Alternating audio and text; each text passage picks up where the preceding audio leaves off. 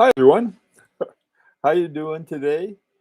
Uh, Today, what I want to talk about is is really the awareness of how we get our watches. This was sort of earlier this week. Somebody was had sent in a nasty one of those nasty little things by saying, "Well, you don't know anything about watches and so forth, and you got to get a Rolex." And that was it. Like, okay. And I was thinking, he and probably a lot of other people do exactly that. You guys don't, if you don't have what do they call them, moon landing, Omega, Speedo, or whatever they are. And some of these other ones, I thought, well, these guys really aren't thinking very much. They get a sort of glom on to a brand and hang on to that. But I've never done that, and so I was thinking and looking over some of the watches that I bought. A lot of it has to do with what's valuable to me in a watch, anyway. And sort of I keep going back to the movement. Okay, now at one time it was in house or not in house, and that the funny thing is that some, in fact, a lot of the very best movements are not attached to any particular brand. The one we're working with now, Aganor, you'll find them in all different kinds of watches, H. Moser, uh, Van Cleef and Arpels, and a lot of other ones, but they have better movements than a lot of others that have these sort of in-house movements, I guess. And so that's part of it though. So I still feel okay, I'm on the right track. I like Vacheron Constantin's movements for a lot of different reasons. I used to really like Patek Philippe, but I sort of dropped them from my like list because they put in silicon. And I know a lot of people says, "Well, so what? Silicon's really great," and yada yada yada. It is. There's no doubt about it. But I don't want silicon in my special watches. I'll put it that way. And so there's that. But then there are all kinds of things that I was thinking about. Well, how do we actually go about making these decisions? Now, before I go on anymore, that's just what I want to talk about. Let me welcome everyone: Tony, Jeff, Joseph, and Forbin, and Mark, and Donald, and Flippin' Zippo, Watch Monkey. Hi, Watch Monkey. Tourbillon. Hey. Uh, for the metal picture. Okay. I don't know what metal picture that was, Clyde.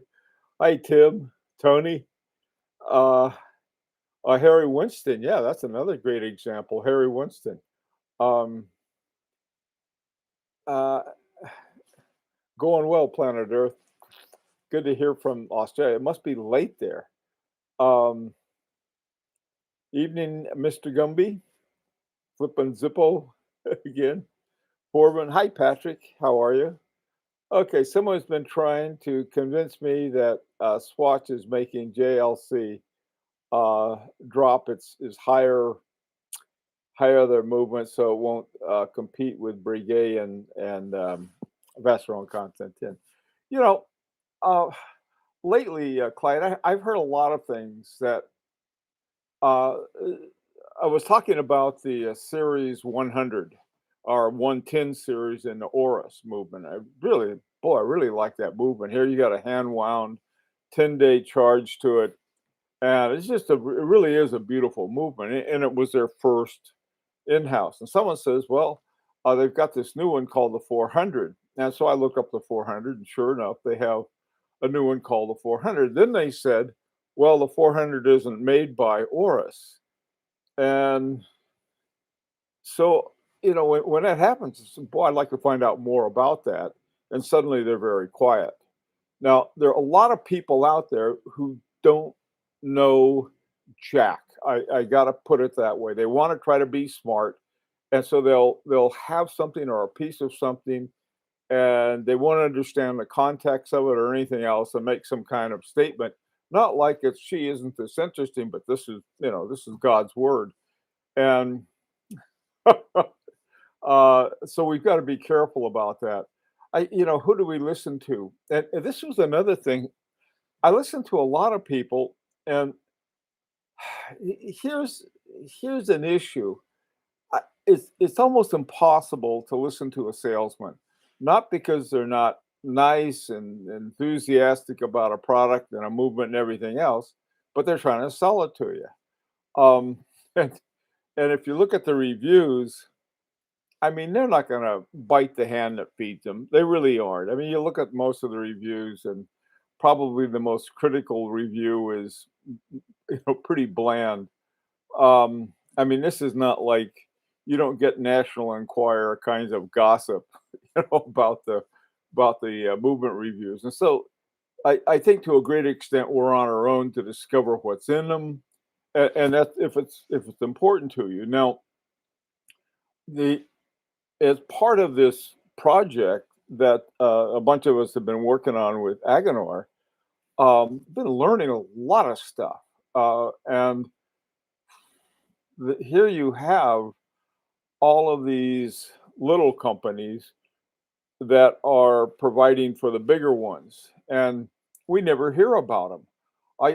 This is how I found out about one.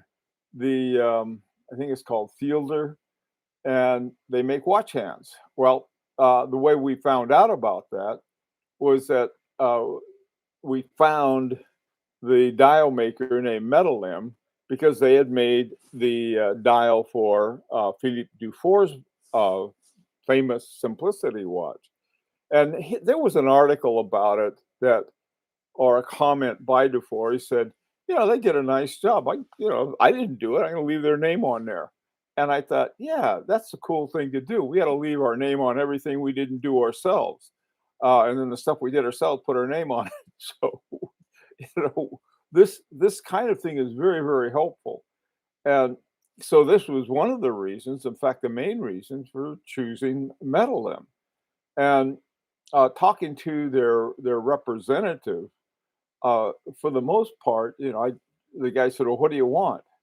And I pretty much gave him what we had talked about, and as a group, without and but encouraging him to have them do it. Really say, "Look, you guys got a whole, I don't know how big Metal Limb is, but you got a whole office full of designers and people who understand the everything from the ratios and how numbers look together and where they go and so on and so forth."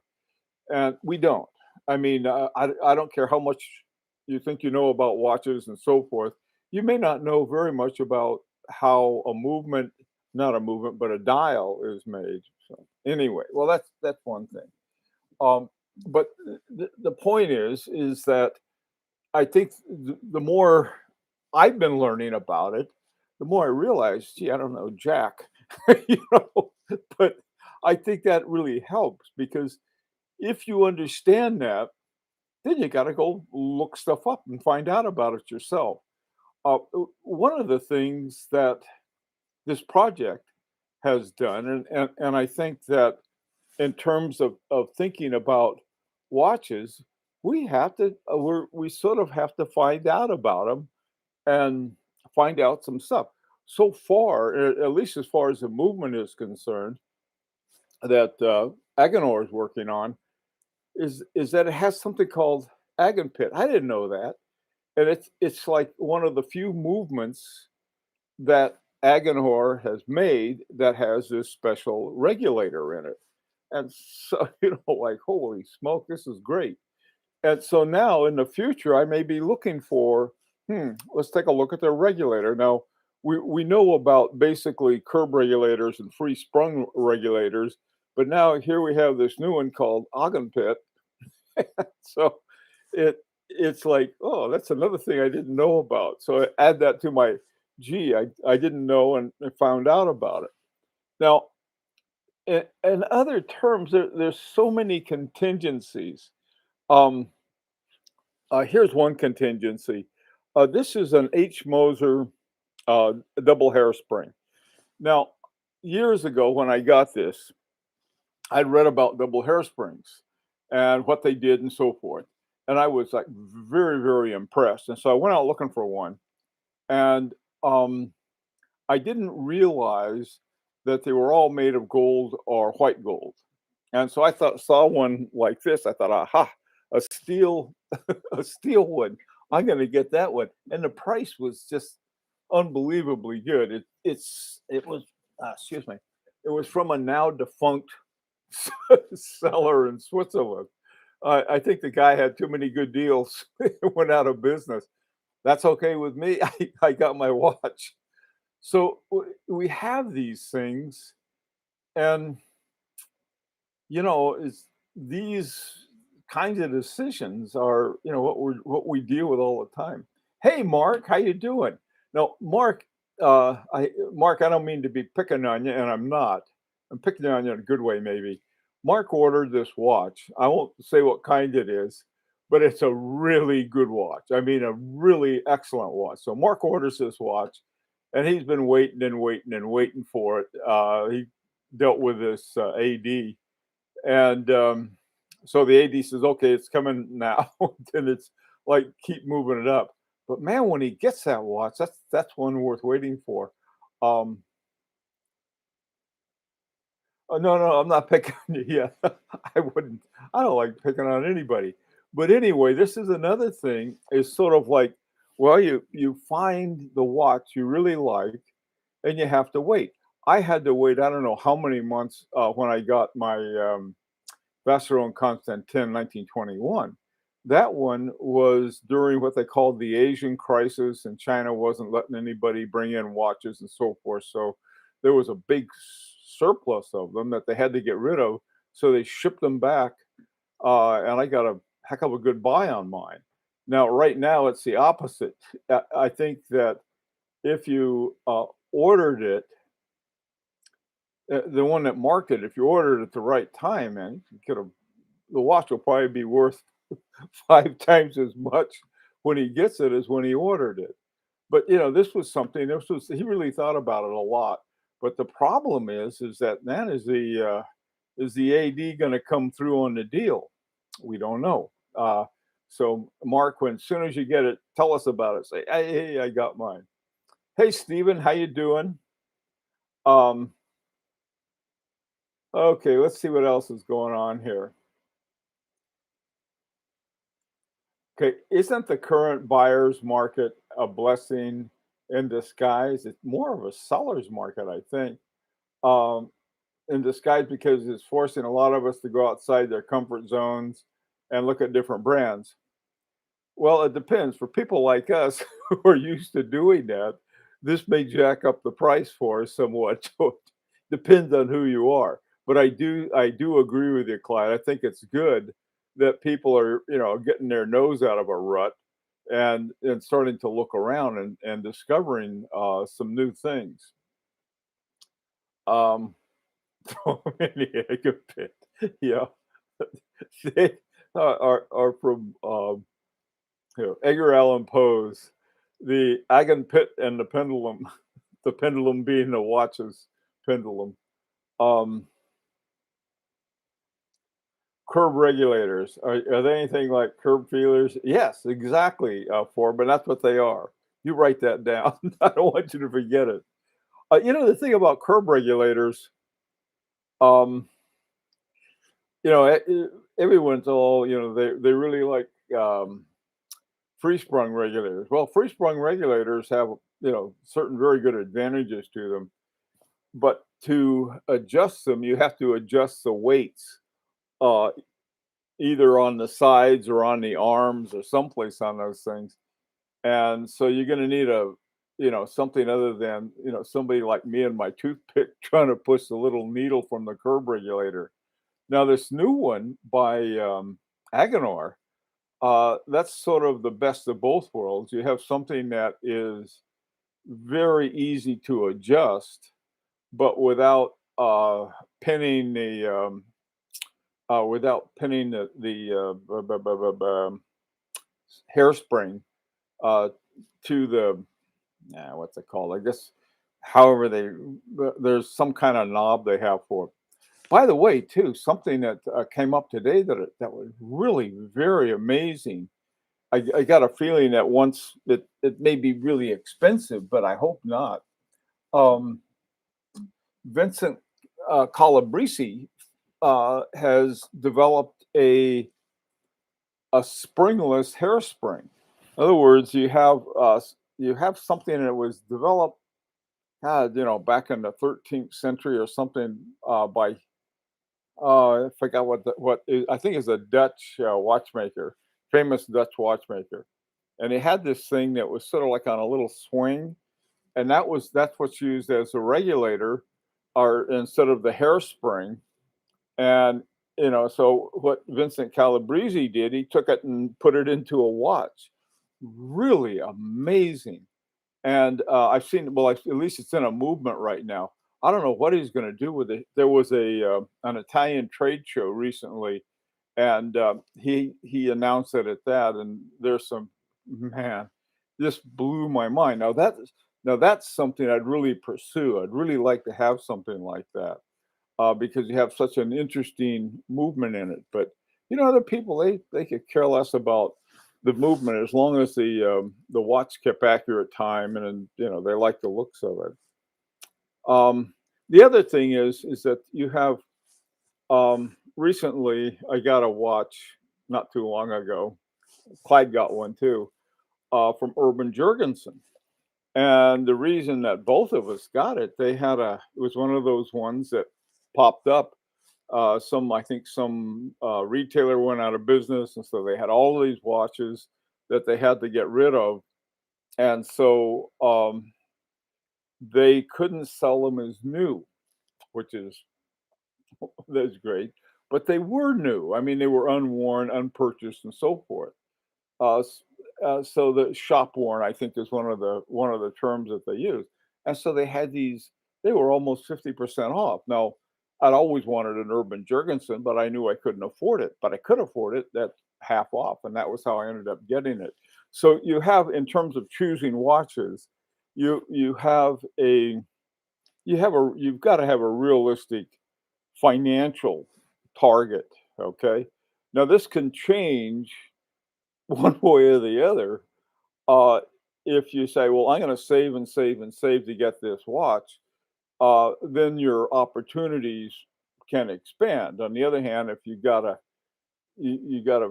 feed the habit and slam in a watch just to go get one. That's there's that too. Um,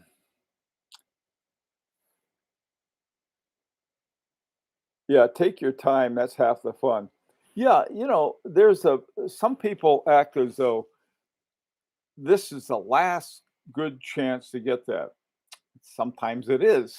that I think there was this one little batch of Urban Jurgensen. They're gone now. I think we got them from Federico. He had 10 of them, and when we got them, I think he had like four left. And then we bought two of them, and then he had a couple left, and boy, they're gone now too. So on the one hand, yes, but Watch Monkey's got a point. Is that what you're patient for? Is that kind of opportunity? But don't think it comes along every day because it doesn't. And I think this is the old Pasteur's comment. Fortune favors the prepared mind. In other words, if you've done your research and stuff, you know what those things would usually sell for. Um, anyway, um, hey Pesher, how you doing? You're late. Go stand in a corner with half the rest of everyone. Oh, okay. Let's see. Planet Earth. Let's see. Um, where do you where do you find those deals? That's a good question. Where do you find your deals? You don't know where you're going to find them. Um, I had never bought a watch. Excuse me. When I say Federico, I mean Del Rey watches. I never bought a watch there before. I've looked at them and um, they didn't have exactly what I wanted or the price I wanted. But you sort of. you you got to be like a vulture. You're circling and keeping an eye out for one that just died, and the lions haven't gotten to it yet. Um, but that's pretty much it. But the big thing I think is really knowing what you want. And then, so this new incredible movement by Vincent Calabresi comes along. And that's sort of, oh boy, there's something else I'd like to have. There's another thing too. Paul Gerber, thank God a bunch of people aren't going after his watches. That's another one I keep an eye on. He's got this thing, and most of Gerber's, I think all of them right now, have a ETA base to them, and I think that keeps a lot of people away. Gerber's I think he's one of the early originals of the independent watchmakers that uh, Sven Anderson and Vincent Calabresi started, where you just have the really top watchmakers who want to join it, and if they want to, they do. A lot of them have joined and dropped out or something, but the fact that there was associated with it means that they were accepted into its ranks, which is these guys are very high standards. Um, so anyway, when I see something by any one of those guys, and there's something sort of interesting there.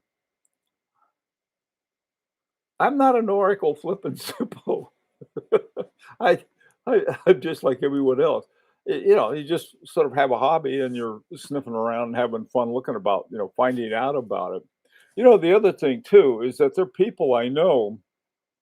Trying to think of one watch that I got. They said, "Oh, hey, I know you're looking for this, and they found one, and this is, you might want to take a look at it." Man, I tell you, trying to think which one in particular I had for that, but I was looking for something, and somebody said, "Hey, I hear you're looking for this," and that's another way. But again, you have to, you know what you're looking for, you know what you want. Um,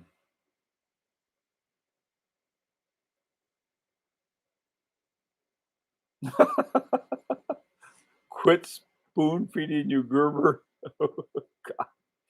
Oh man. Okay, Joseph. Gerber is one of the most brilliant watchmakers in the history of horology. I agree. This guy's totally brilliant. The one that I like, and again, it's on top of an ETA, but he has this three rotor, if I can say it. And so he's got the three gold weights that work in conjunction with each other. And it's just like, man, that's a watch that, and it's relatively affordable. Now, forget that I said that because down the line somewhere I want it. Um, Watches you ordered online, were you disappointed by any when you finally had them? Forbin, the answer is no. I admit I've been very, very lucky. Um, I haven't been disappointed by a one, and I think, I actually walking into a store, I don't think I've ever walked into an AD and got one. I've dealt with the ADs in New York, but that's with FP Jorn. But that was going in there, making sure the watch I was getting from this guy on 47th Street wasn't stolen, and then always buy a band from him. So, no, I haven't been disappointed with anything I bought online. Um, you got to really look and look and look. I did get a watch for a guy who was disappointed, but that was his choice. I mean, he said he'd been looking for this watch. He had a hard time finding it. I finally found one. It turned out that the guy that I found actually didn't have it, and so I got it from this other guy. And there was some problem on the finishing that had to be refinished, and so that was the only time. But it's not as far as I was concerned. Hey, how about the rest of you? Forbin, you ever get a watch online and when it arrives, it's not what you think? Wasn't like a mail order bride or something like that? It's like, oh no. Let's see. I went to see Rolf Lang. Oh God, Rolf Lang. When I went to Rolf Lang's, he took me down into his workshop. and I had the camera going all the time, trying to keep up, trying to have my little video camera. I didn't even take a picture of us. No, there's no selfie with me and Rolf, but you can hear his voice talking in German, and then another guy is talking in English, and I got some of the crappiest hearing in the world, and so it was just amazing watches. So just totally amazing. It was a marine chronometer. There were all of these other kinds of watches that, man, I just was mind boggled. Uh, and I'm not sure which direction Rolf is going in now. Um, there have been a bunch of different things he's been doing. He whipped up this woman's watch that he one day he sends me this what is it, a blueprint or whatever it was. He says, "Take a look at this. What do you think of this?" I thought, "Oh, that's really cool." I mean, it was this incredible movement that you could see. I mean, here's a center, and then you could just see the thing without a lot of extraneous parts. It was just beautiful. Unfortunately, it was for a woman's watch, and so we decided to do that. And the woman that he developed it for was I think she was an Asian designer of some sort, so she's plastered her name all over it. I don't know if he ever got credit for it, but I was like, "Wait a minute, this is sort of funny." But Rolf Lang stuff is just the guy's genius. He really is, and I think that uh, God, the business advice that anybody gets. I think there are very few people like F.P. Jorn who know how to run a business, and Kerry Wooten Lonan who really knows how to run a business, and maybe Laurent Ferrier. Uh, most of these guys are like really, really good at something that they do well, and they want to do it perfectly. And that was Marco Lang, I think to some extent Rolf Lang, but Rolf Lang is, I think he's gone more toward sort of setting up watchmaking. He's got a watchmaking school now, I think. I haven't heard from him for a while, so of course I haven't I haven't contacted him for a while either. He speaks German, I don't, and so we have to go through translations. By the way, too, Google Translate has saved my neck. Everybody I've dealt with on this other thing has spoken. I gotta like send out a letter and Google, what I call Google French. I'll write it in English and then plug it into the translator and then send it off. And they may be laughing up their sleeve at this guy's French, but that's nothing new either. Um, so that I find very useful, and it's sort of fun too. They're negotiating back and forth, me and my Google French and them in French, back and forth on it. Fortunately, we've got a real good friend in uh, Nicholas Viderek at the Agonar, man. He knows all these people. It's just that becomes very important too. I think, um, you know, there's the more people. I mean, there's this personal level to it that is crucial, especially with Agonar. I was reading this thing about Agonar, and one of the things that and I see this too in getting watches. He said that it should be fun. He said, if it's not, what's the point? I get people, so many people just get like, oh, this is like, this has got to be crazy serious. I don't my chair. What I did, I got these new casters for my chair, and they're working. And so every time I move, it goes sliding back. So stay put, chair. Anyway, okay, let's see what else got. Uh, my French is yes, it is Clyde. It's funny. We named our watch project Mont Séduisant, which means, what does it mean? I keep forgetting what it means. Oh God, I forgot what it means. It means let me see if I got it written down. Oh, it means beguiling watches. I just thought sort of a cool name. I'll call it beguiling watches in French. And so that's what, we've been calling it for now. I don't know what the consequences will be down the line. It could mean the French may read that and say, what kind of watches are these? Um, I don't know. We'll see. Um, Yeah, hater, well, seducing watches. I mean, let's face it, we're all seduced by watches. Otherwise, we wouldn't be having these discussions. And so I thought, well, let's call a spade, and this is what we've got. Hey, Tony, what's up? Prime. Thanks, Tony. Okay, guys, listen. All right, it's sort of another time for me to shut up and thank all of you for coming and carry on. For those of you who are part of uh, the Montrez, what is it? How do you say that right now? Séduisant. Okay, we've got a thing tomorrow at 11 a.m. New York time, so I'll see you guys then who are part of that. The rest of you, take care and hasta la vista. Rock hard watches. All right. We'll see you guys. Take care.